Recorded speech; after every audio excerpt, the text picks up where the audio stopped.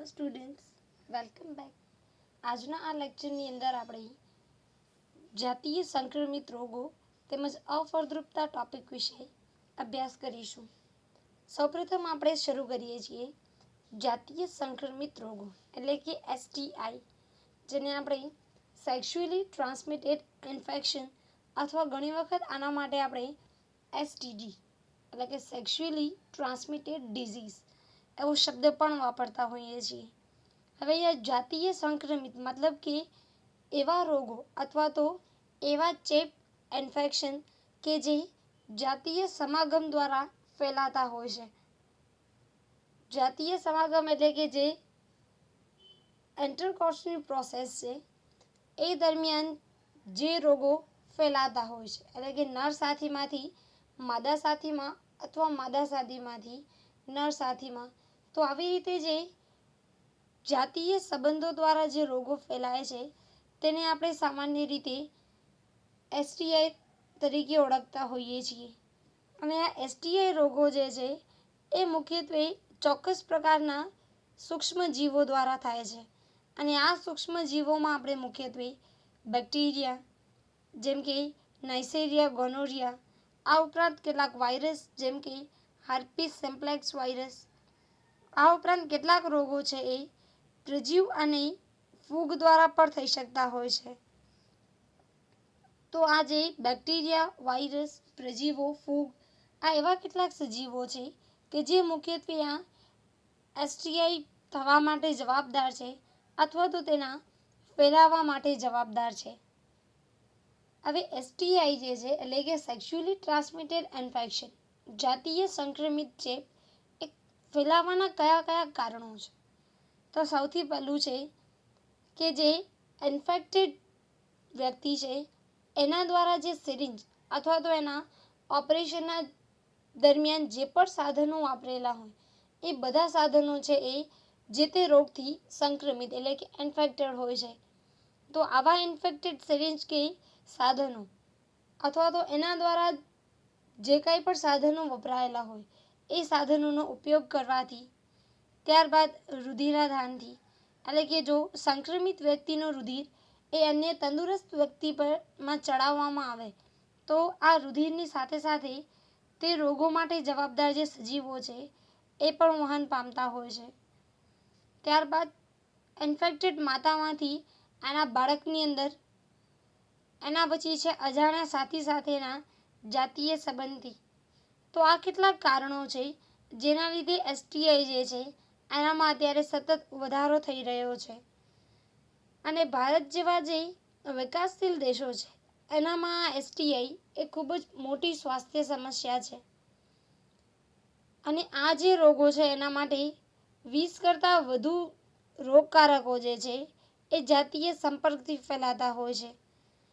અને આ STI છે એ સામાન્ય રીતે જે 20 થી 24 વર્ષના જે બાળકો છે અથવા તો જે યુવાન અને યુવતી છે આનામાં વધારે જોવા મળે છે. અને આ ઉપરાંત જે 15 થી 19 એજ છે એ દરમિયાન પણ આ રોગો છે એ ખૂબ જ વધારે પડતા જોવા મળે છે. હવે આ જ્યારે કોઈ પણ જાતીય સંક્રમિત રોગોનો ઇન્ફેક્શન એ પર્ટિક્યુલર વ્યક્તિને થતું હોય છે તો ત્યારે એના જે શરૂઆતના લક્ષણો હોય છે એ ખૂબ જ ગૌણ હોય છે. અને આ ગૌણ લક્ષણો છે એના તરફ કોઈ ધ્યાન નથી આપતું હોતું. તેના પરિણામે જ્યારે આ રોગની જાણ થાય છે ત્યારે આ રોગના લક્ષણો છે એ બહુ બધા વધી ગયા હોય છે અને તે ક્યોર નથી કરી શકાતું. અથવા તો ઘણી વખત એવું થાય કે આ પર્ટિક્યુલર જાતીય સંક્રમિત રોગ એ વ્યક્તિને છે, પરંતુ જે સામાજિક સ્થિતિ છે એનામાં એને શરમ આવી અથવા તો એ ડૉક્ટર સામે એ જે કંઈ પણ લક્ષણો છે એ સરખી રીતે બોલી ન શકે. આ બધાને પરિણામે શું થાય છે કે જે જાતીય સંક્રમિત રોગો છે એના લક્ષણોમાં સતત વધારો થતો રહે છે. અને આ એક વ્યક્તિમાંથી બીજી વ્યક્તિમાં ફેલાતા પણ હોય છે.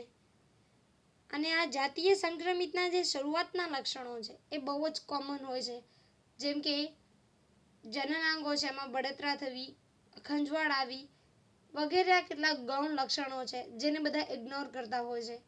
અને ત્યારબાદ જ્યારે આ રોગ છે એ ખૂબ જ ગંભીર પરિસ્થિતિ ધારણ કરે છે, ત્યારબાદ તેની જાણ થતી હોય છે.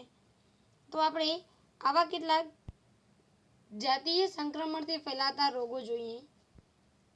તો સૌથી પહેલા આપણે જોઈએ છીએ ગોનોરિયા. આ ગોનોરિયા છે એ નાઇસેરિયા ગોનોરાઈ બેક્ટેરિયા દ્વારા ફેલાતો રોગ છે. હવે અહીંયા રોગ અને એના માટે જવાબદાર સજીવ છે એ તમારે ખાસ MCQs માટે યાદ રાખવાનું છે, કારણ કે આનામાંથી ઘણી વખત MCQs પૂછાતા હોય છે. તો સૌપ્રથમ આપણે જોઈએ ગોનોરિયા, કે જે નેસેરિયા ગોનોરાઈ બેક્ટેરિયા દ્વારા ફેલાય છે. અને એના આપણે મુખ્ય લક્ષણો જોઈએ, એટલે કે આપણને કઈ રીતે ખબર પડે છે કે આ નેસેરિયા ગોનોરાઈનું ઇન્ફેક્શન છે. તો જ્યારે મૂત્ર પસાર થાય ત્યારે દુખાવો થાય છે, અને જે શરીરનું ઉદર પ્રદેશ છે એ ઉદર પ્રદેશમાં થોડીક નીચેની તરફ દુખાવો થવો. ત્યારબાદ બીજો રોગ છે સિફિલિસ. આ સિફિલિસ છે એ ટ્રેપોનેમા પેલિડિયમ બેક્ટેરિયા દ્વારા થતો રોગ છે.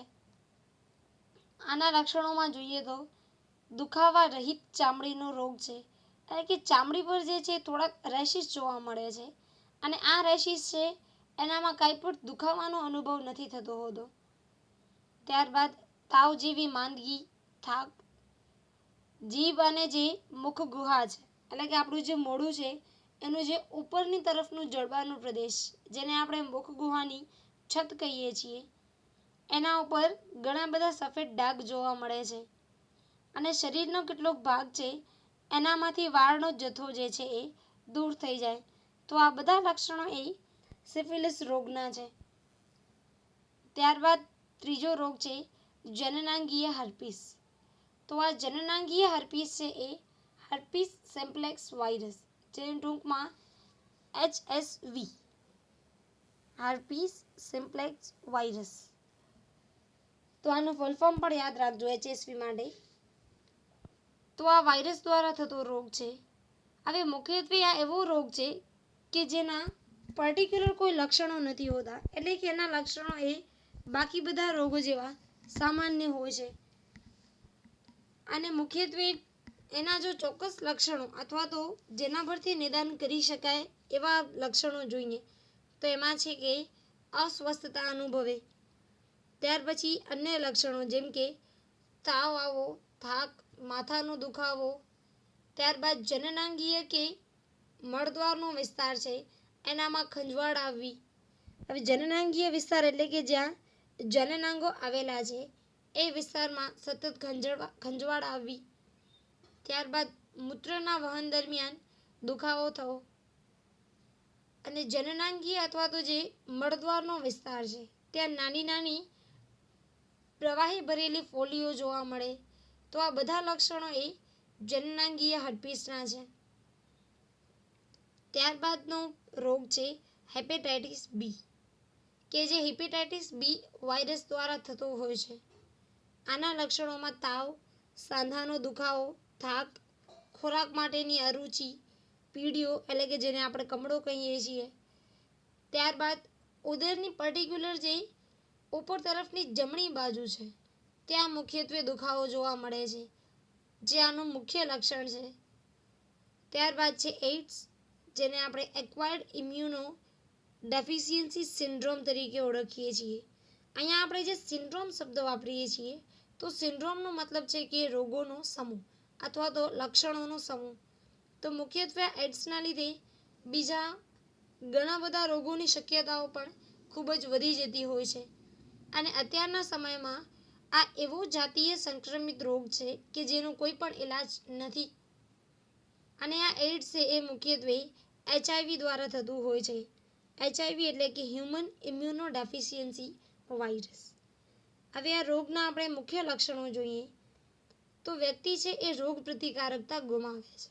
હવે આ HIV જે છે ડાયરેક્ટલી આપણી જે ઇમ્યુન સિસ્ટમ છે, એટલે કે આપણું જે પ્રતિકારક તંત્ર છે એના પર જ જઈને અસર કરે છે, અને એના પરિણામે ધીમે ધીમે આપણું જે રોગ પ્રતિકારક તંત્ર છે ઇમ્યુન સિસ્ટમ એ ધીમે ધીમે નબળી પડતી જાય છે.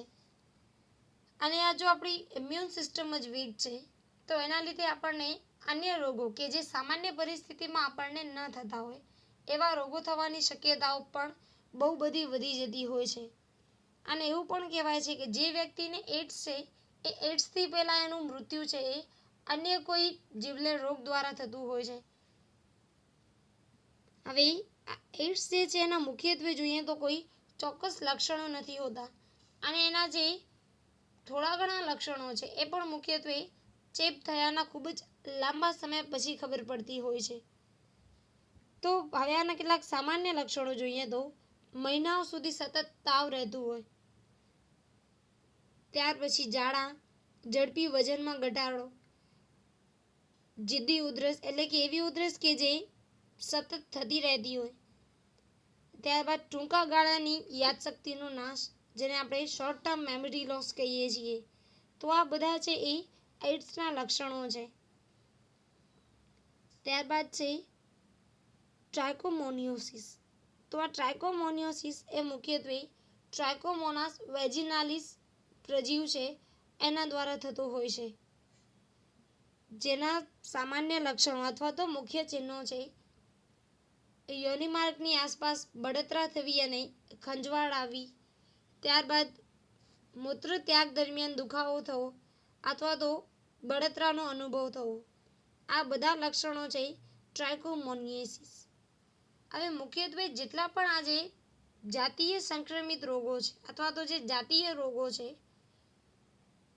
એ જો શરૂઆતના ગાળામાં જ ખબર પડી જાય તો તેનો ઈલાજ શક્ય બને છે. પરંતુ આનામાં એડ્સ જે છે એ એવો રોગ છે કે જેની શરૂઆતમાં ખબર પણ નથી પડતી કારણ કે એના કોઈ ચોક્કસ લક્ષણો નથી દેખાતા હોતા. અને આ ઉપરાંત આ HIV જે છે એના માટે અત્યાર સુધી કોઈ દવા છે એ અવેલેબલ નથી બની કે જે આ HIV નો નાશ કરી શકે. એટલે એડ્સ જે છે એને આપણે જીવલેણ રોગ તરીકે ઓળખીએ છીએ. તો આ કેટલાક જાતીય સંક્રમિત રોગો. હવે આ જે મુખ્યત્વે જાતીય સંક્રમિત રોગો છે એ મુખ્યત્વે એના માટે જવાબદાર જે સજીવ છે એ કોઈ પર્ટિક્યુલર વ્યક્તિના શરીરમાં હાજર છે કે નથી તે ઉપરથી, તેમજ અત્યારે આપણે જે દરેક રોગના લક્ષણો જોયા એ લક્ષણો અથવા તો ચિહ્નના આધારે આ રોગોનું નિદાન કરવામાં આવે છે કે પર્ટિક્યુલર વ્યક્તિ છે એને આ જાતીય રોગો છે કે નથી. આ ઉપરાંત એને કન્ફર્મ કરવા માટે ઘણી વખત એલિઝા આ એક ટેસ્ટનું નામ છે ELISA એન્ઝાઇમ લિંક્ડ ઇમ્યુનોસોર્બન્ટ એસે. આ એક ટેસ્ટ છે જેની મદદમાં આપણે જાતીય સંક્રમિત રોગો જે છે એની ઓળખ કરી શકતા હોઈએ છીએ. અને મુખ્યત્વે આ જે પર્ટિક્યુલર એડ્સ રોગ છે એના માટે આ એલિઝા પરીક્ષણ કરવામાં આવે છે કે જેનામાં આ આખી પ્રક્રિયા છે એલિઝા એ મુખ્યત્વે એન્ટીજન અને એન્ટીબોડીના રિએક્શન ઉપર આધાર રાખે છે. હવે આપણને ખબર છે કે જો દરેક એન્ટીજન માટે એન્ટીબોડી છે એ ચોક્કસ હોય છે.